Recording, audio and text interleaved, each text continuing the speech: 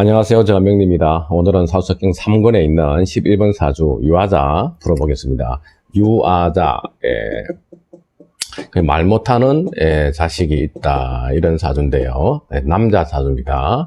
개축, 을묘, 임자, 그리고 기묘, 이런 사주네요. 우선 임수입니다. 임수. 임수가 좋아하는 글자는 모토를 좋아하죠. 모토는 제방을 막아서 임수를 쉬게 할 수 있겠죠. 그래서 수가 있으면은 크게 이렇게 제방을 막아서 물을 갖다가 다목적댐으로 쓸 수 있기 때문에 본인한테는 관이 생기겠죠. 그래서 자리가 생기겠죠. 그래서 이런 사주를 산명 수수라고 이야기를 하고, 그리고 임수가 경금을 만나게 되면 경신금은 임수의 수원이 되죠. 그래서 금생수에서 물이 마르지 않도록 계속해서 물을 공급해 주니까 경발수원, 경발수원이라고도 하고요. 그다음에 임수가 병화를 만나면은 넓은 호수에 태양이 떠서 태양이 물을 반주하고, 그리고 물 위에 이렇게 아름다운 태양이 빛을 비추어서 반짝반짝반짝 빛나게 하죠. 그런 것들을 우리가 수보양광이라고 하죠. 양광. 그리고 임수가 가벌목을 만나게 되면 나무를 키우는 데 사용하겠죠. 그래서 수목, 천기로 흘러서 임수가 나무를 키우게 됩니다. 자, 그래서 임수는 이런 무토경금, 그리고 병화, 가벌목, 이런 글자들을 좋아하는 성향이 있습니다. 자, 이 사주는 임수가 묘월에 태어났지요. 묘월이다. 묘월은 절기가 뭐가 있습니까? 경칩과 춘분이 있죠. 경칩에는 깨우리가 나오죠. 그래서 인월에 땅이 녹아서 묘월 되면은 그야말로 춘분, 아주 1년 중에서 밤낮의 길이가 똑같고, 그리고 봄이 한가운데 와 있는 중춘이죠. 중춘. 그래서 봄 중에서도 아주 그 생명의 기운이 왕성한 그런 묘월 춘분에 역시 많은 동식물들이 발화하게 됩니다. 자, 그래서 이 사주에서는 묘월의 임수니까 춘분절기의 임수입니다. 그럼 이 임수, 수가 뭐를 할 것이냐? 그래서 수목청기로 가겠죠. 수목청기로. 그래서 이 봄에 임수는 지금 생명을 기르고 생명을 키운다, 나무를 키운다, 그런 목적을 가지고 있겠죠. 그래서 특히나 묘에서 을목이 떴다 보니까 이 사주에서는 이제 상관격으로서 수가 나무를 기르려고 한다라고 볼 수 있겠죠.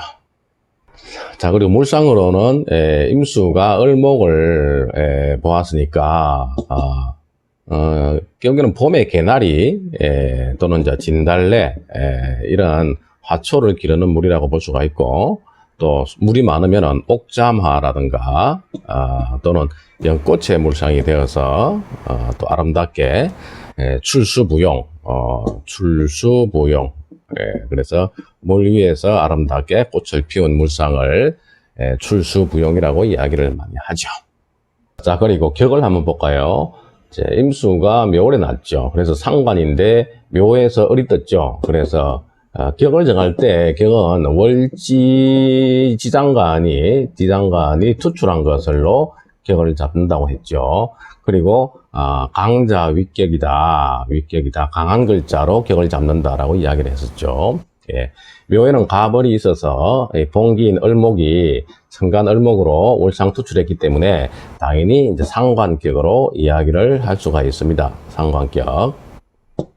그런데 우리가 월지 장간에서 투출한 걸 격으로 잡는다고 하지만은 격의 원칙에 있어서 사왕지는 그대로 격을 잡는다는 원칙도 있습니다. 다시 말해서 사왕지는 좌오묘유죠. 좌월, 5월, 묘월, 6월. 이런 왕지는 그 왕지 자체가 계절을 대표하는 강력한 기운이기 때문에 이렇게 투출하지 않더라도 묘 자체를 격으로 잡을 수 있다는 거죠. 그래서 격식 상관격이 강한 그런 사주로 볼 수 있겠네요. 자, 그 다음에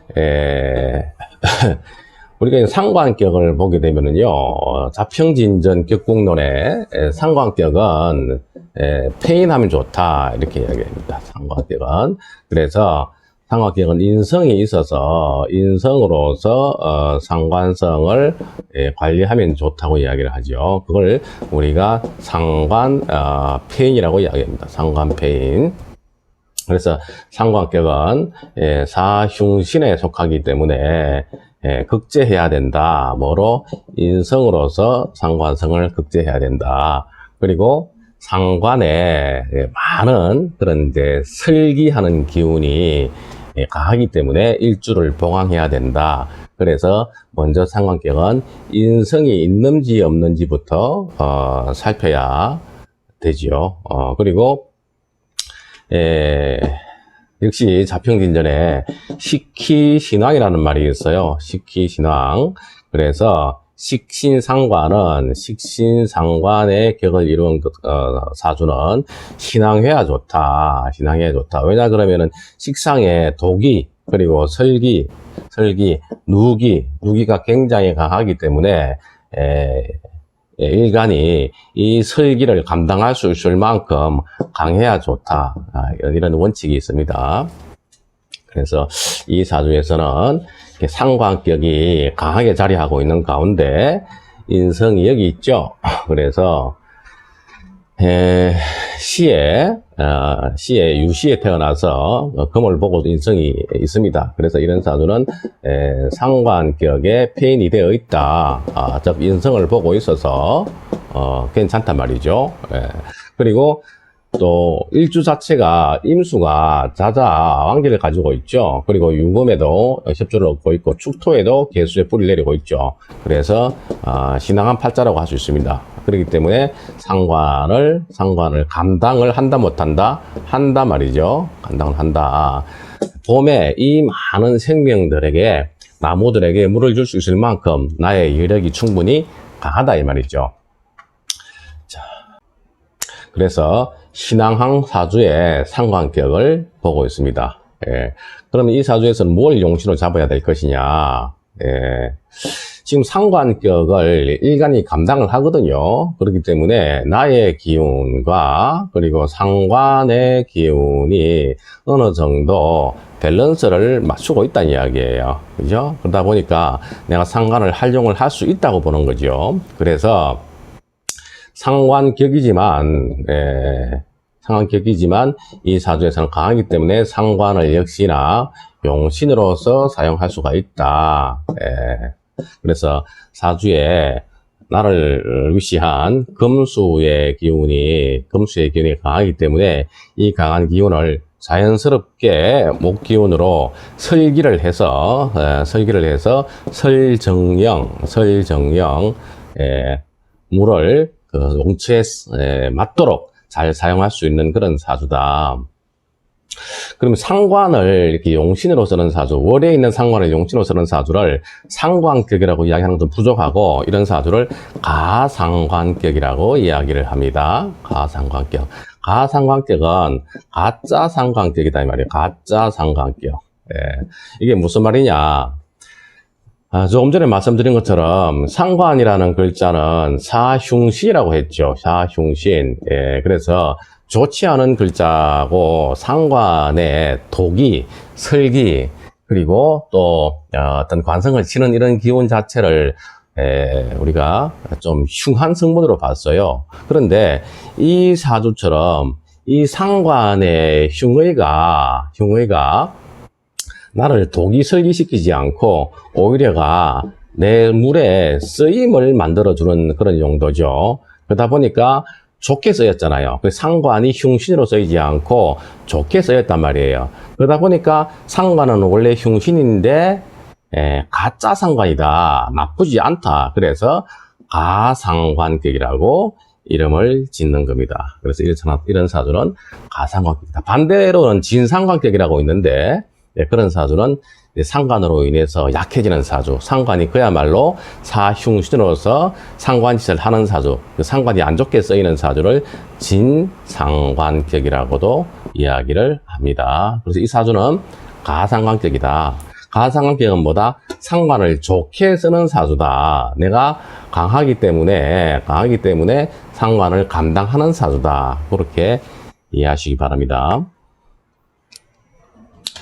자, 그 다음에 보시면 자, 월에 있는 을묘가 이 사주의 용신으로서 좋은 역할을 합니다. 그래서 용신이 근황하죠. 그래서 좋은 나무를 가지고 있습니다. 그래서 이 사람은 그러면 이제 이 을묘가 상관이죠. 그래서 상관으로서 처세를 하겠죠. 그렇기 때문에 이제 상관은 어떤 자유로움이고 자기가 표현하는 기상이고, 그리고 적극적으로 자기의 주체성을 가지고 구속, 억압, 그리고 명령 지시를 따르지 않으려고 하는 자유로움입니다. 자, 그리고 상관을 보게 되면 반드시 여러분들은 관성, 정관의 글자와의 관계를 봐야 되는데, 이 사주에는 이렇게 시에 정관이라는 글자가 있죠. 정관. 그래서 이 정관이라는 글자가 임수 바로 옆에서 물을 제어하려고 하고 있죠. 하지만 임수의 강호는 기토가 제어하지 못한다 말이죠. 그래서 임수는 아까 말씀드린 것처럼 무토가 임수를 제방하고 임수의 쓰임을 막아주는 거지만, 기토는 오히려가 임수를 탁하게 하죠. 그래서 기토탁임을 시킵니다. 해서 기토가 오히려가 임수를 탁하게 하고 물을 흐리게 하는 요소가 있고, 물도 막아두지 못하면서 오히려 기토는 니죠. 진흙으로서 물을 뻘물, 흙탕물로 만드는 그런 요소가 있다. 그래서 이런 기토는 제거하는 게 좋죠. 오히려가. 그래서 이 사주에서는 상관이 이렇게 기토를 떨어져가 있지만은 상관 경관을 하고 있습니다. 그래서 상관이 정관을 보고 있다. 을목이 기토를 보고 있단 말이에요. 그래서 이 사주에서는 이 을목이 정관을 보고 있는 자체를 되게 아름답게 보기에는 볼 수는 없겠지만, 하지만 어중간한 정관을 제거해서 상관의 임무에 충실히 하는 것은 모양새는 괜찮습니다. 그래서 이 사람은 정관은 법, 그리고 어떤 사회적인 자기의 정당한 위치라고 이야기한다 그러면은 상관이라 그러는 것은 어떤 자유로움이죠. 그렇기 때문에 이 사람은 이 법이나 또는 사회적 어떤 그런 고정관념이나 또는 조직관계에 있어서의 관의 활동, 이런 부분에는 관심이 없고, 상관으로서 자유로이 자기의 기능과 재능을 실현해서 돈을 벌려고 하는 모양새겠죠. 임수가 상관을 보고 있고 관성을 제어했다 이 말이죠. 이 관성을 제어했다는 것은 이 사주의 어떤 청탁의 기운에 있어서는 괜찮아요. 하지만 육친관계에 있어서는 액면 그대로 일어나기 때문에 관성은 자식에 해당되죠. 조금 이따가 육친관계를 설명하겠습니다만은 자식관계의 불미를 조금 우리가 암시할 수 있다는 걸 알 수 있죠. 자, 그리고 임자일주네요. 임자일주다. 양인입니다. 양인. 그래서 임자 양인의 기운이 상관을 가지고 있고, 상관과 자묘형이 있죠. 그래서 양인이 형을 만났다. 형사를 만났단 말이에요. 그것도 상관형사를 만났다. 상관형사를. 이런 사주를, 양인은 칼에 해당되죠. 칼에 해당되고 형도 칼이죠. 그래서 이 사람들도 상관이라 그러는 것은 불법, 무법, 탈법을 이야기하죠. 무법, 탈법을 이야기하죠. 그러다 보니까 양인의 강한 다소 흉포성으로, 그리고 형이라 그러는 것은 역시나 관제 구설이나 또는 형 역시 또 칼을 이야기하죠. 그리고 상관성 역시 관을 무시하기 때문에 이 사람의 성정은 굉장히 어떤 양인의 그런 전투적이고 호전적이고 호성심이 강하고, 그리고 형이 있다 보니까 이 본인이 원하는 부분에 대해서는 어떤 법규나 또는 타인을 무시하면서 자신이 원하는 대로 취하고자 하는 그런 속성이 있겠죠. 그리고 상관이라 그러는 것은 말과 행동을 이야기를 합니다.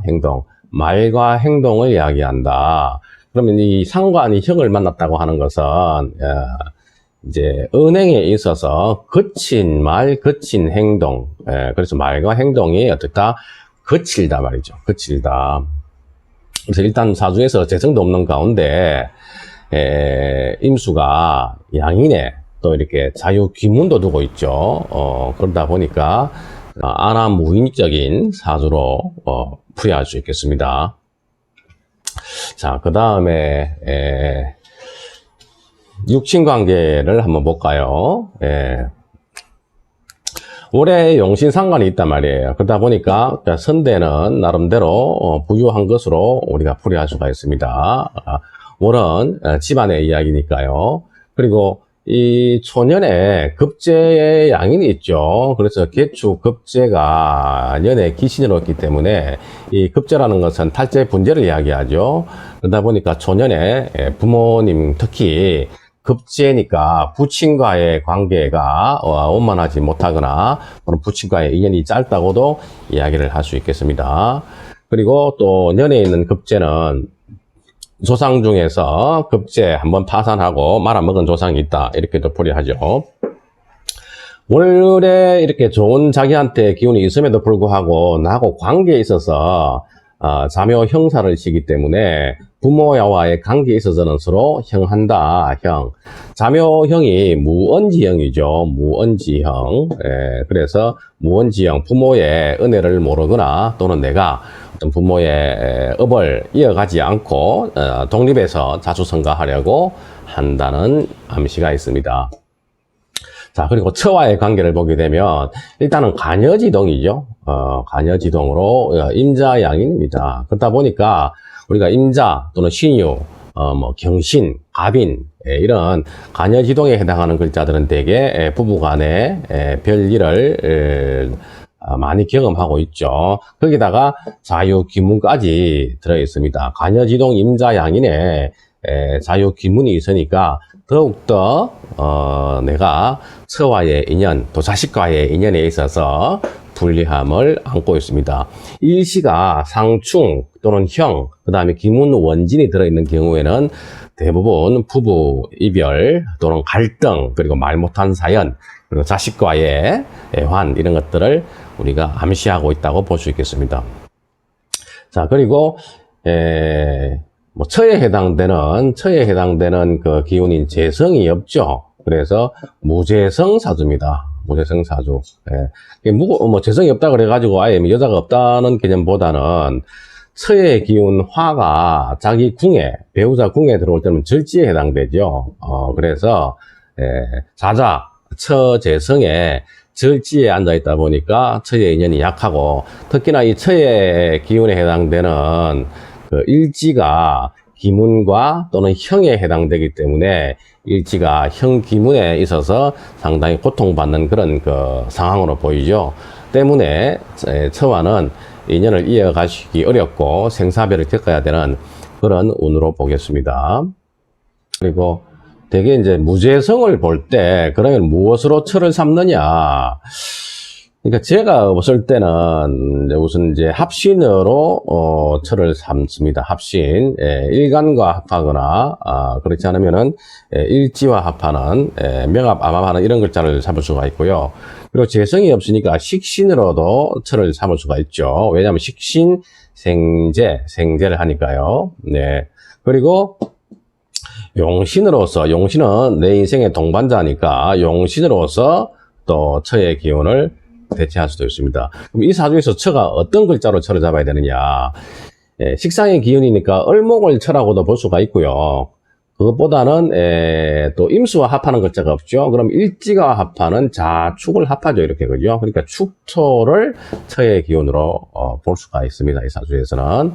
그래서 합신, 일지와 합하는 축토를 처로 본다 그러면은 이 처의 기운이 특히나 내 관성과 같이 있기 때문에 나의 자식을 낳아준 처라고 볼 때 역시 급제와 동주를 하고 있고, 그리고 개축, 양인 또는 백호와 함께 하고 있기 때문에 처의 자리가 상당히 불미하고, 또 처가 이렇게 상관의 강한 기운을 봐서 이렇게 목에 있어서의 그걸 바로 받고 있다 보니까 처와의 인연이 매우 좋지 않고 나하고 떨어져 있다 보니까 아기자기한 정이 없다, 이렇게도 풀이할 수가 있겠습니다.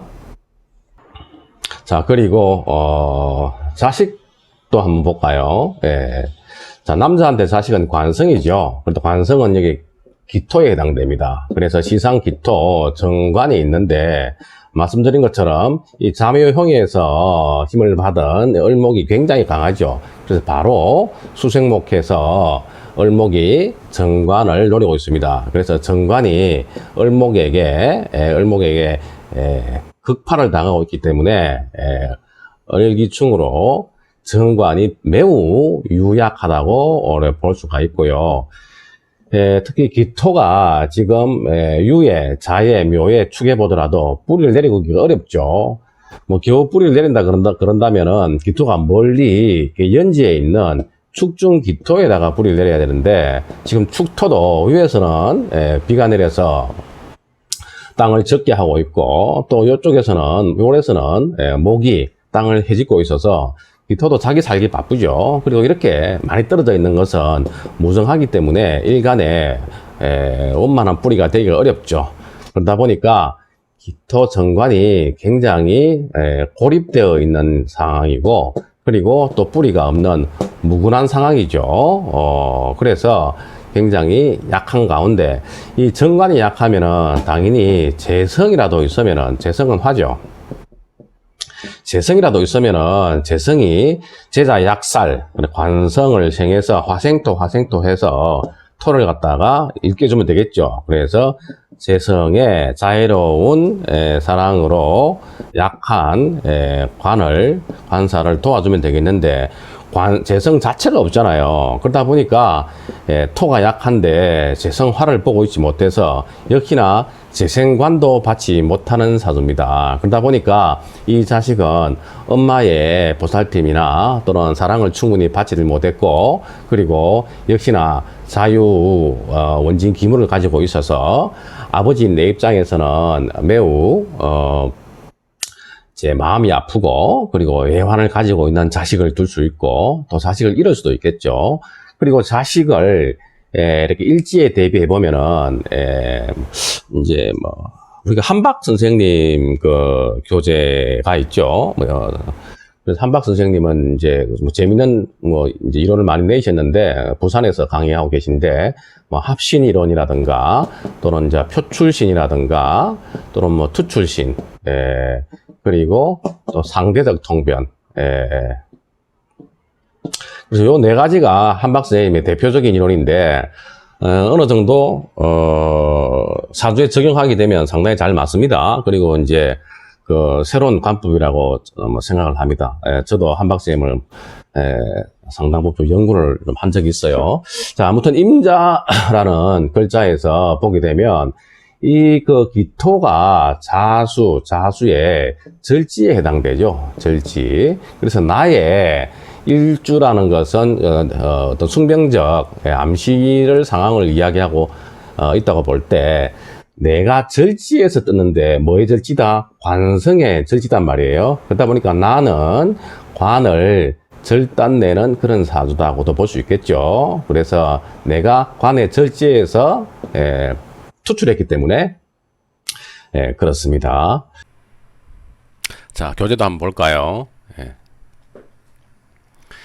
임수, 지혜, 인인자종이다. 자, 일주가 수의 기운이고, 그리고 수의 기운이 유효하기 때문에 수가 이야기하는 지혜, 그리고 지식이 있고, 그리고 참을성이 있다. 1월 상형, 배정형이다. 자묘형이 있다 보니까 오라고 일하고 형이 되어서 내가 부모의 유업을 잊지 못하고 고향을 등지고 산다. 난수조업, 자수성가. 역시 내 스스로가 자수성가해야 되고 부친의 유업을 잊지 못한다. 자, 그리고 월근 상관 형제수다. 월에 상관성을 두게 되면 월이라는 것은 형제 자리도 되죠. 그래서 형제 자리에 상관성이 있다는 것은 관성이 들어오지 못하기 때문에 월에 비겁이 자리를 잘 할 수 있겠죠. 그래서 월에 상관이 있어서 형제가 많다. 형제 유형 별무기덕이다. 하지만 형제하고 나하고는 역시나 자묘 형살이 있어서 서로가 정의가 없고 덕이 없다. 신앙호설 선대 부유다. 을묘 가상관이 일간한테 슬기를 잘하고 있어서 용희신에 해당되다 보니까 선대는 부유한 걸로 풀이하고 있습니다. 그리고 관여지동 손재상처다. 임자일주가 자자에 노강진을 가지고 있고, 그리고 화의 기운이 자기가 처라고 이야기할 때 자수가 화의 절지가 되죠. 그러다 보니까 관여지동으로 손재상처 재물과 처를 잃을 수가 있다. 인수도와 소실유덕이다. 시에 도화인수를 가지고 있네요. 그래서 도화인수라는 것은 나이가 첩의 어머니죠. 그래서 소실의 어머니가 도화인수로 볼 수가 있습니다. 그래서 소실을 두고 살 팔자고, 수옥형살 신유구속, 사유축에서 월이 수옥살이죠. 그래서 수옥살이 묘가 있고 또 수옥살이 이렇게 자묘형이 되어 있다 보니까 내가 구속을 한번 당해보는 그런 사주다. 그리고 구사일생 환생 기명이다. 아무래도 수옥살도 있고 일지 양인이고, 그리고 상관성이 형을 맡고 있다 보니까 내가 여러 번 죽을 고생을 했다. 그리고 관봉 중극 서출 자손이다. 상관성이 강한 중에 관을 치고 있죠. 그래서 기토가 모근한 중에 힘이 없다 보니까 내가 자식을 얻기가 어렵고, 그리고 그러다 보니까 내가 소실을 얻어서 자식을 얻었다. 여자라는 것은 재성화에 해당되다 보니까 화의 기운이 약해서 또 거듭 소실화를 얻어서 내가 늦게 소실의 몸에서 자식을 얻었다는 이야기입니다. 목극 토간 기자 농하다. 역시나 기토가 일지에 절에 해당되고 상관경관을 하다 보니까 기토 입장에서는 굉장히 유약한 그런 자식과 인연이 있다는 이야기고, 때문에 자식이 말 못하는 자식을 얻었다 보겠습니다.